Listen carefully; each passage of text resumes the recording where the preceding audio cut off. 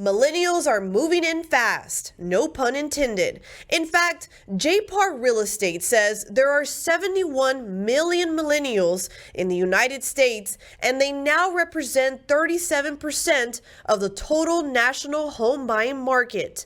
JPAR's Vice President of Operations says this is happening in a time where homes are in short supply. We have a very large generation, possibly the largest generation, and they are currently entering these prime years of buying houses, starting families, and millennials really want to buy homes, and that's something that I'm seeing from our team. It's something that we're seeing inside of the statistics, is that we've got a housing shortage of about 5 million homes. Millennials who are really flush with cash, baby boomers who are not necessarily willing to move out of their homes, and a lot of sellers in general who are afraid that if they sell their home, they might not be able to find their ideal replacement home. And all these different forces are creating a situation in which there is a strong shortage of inventory on the market. President of JPAR Real Estate, Mark Johnson, says millennials are facing more than just the home shortage challenge. Prior to the pandemic, more than half of the millennials responded to a survey that said they weren't earning enough money to buy a home, and nearly a quarter said student loan debt was holding them back. Since then, more millennials have managed to become homeowners, but those barriers remain in place for many others. The challenge doesn't stop there. Bubble says there's another generation gearing up to buy homes too. The oldest Gen Zs are turning 25 this year in 2022. And I know it's a little counterintuitive. There's this whole situation where you have to go out to war right now. But my advice would be to get the right agent on your side.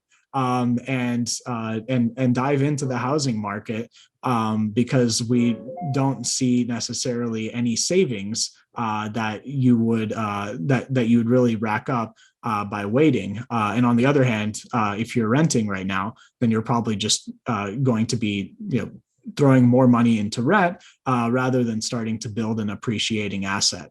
And at the end of the day, if you're owning a house for 7 to 10 years, that appreciation is really going to take care of it regardless of any dip. JPAR broker associate Jennifer Lowry says buying a house may seem daunting, but it's worth it in the end. You can talk to my buyers, they get their hopes up. It's emotionally draining and exhausting, just because you have to put in a lot of offers before you actually get one accepted.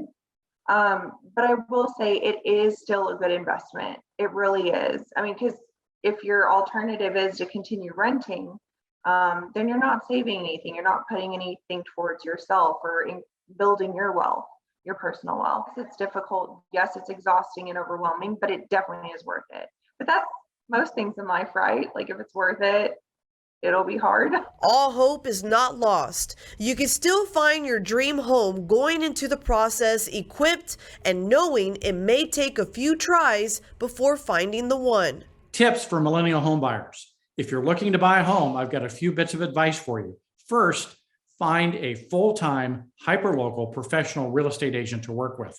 The market is especially competitive and complicated, so you'll want someone to guide you through it. Now, the mortgage is just as important as purchasing the home. So working with a mortgage professional with all of the options for your financial situation will make the difference. And then finally, be sure to make a budget and stick to it. You don't want to wind up with more house than you can afford. For Real News, I'm Sarah Macias.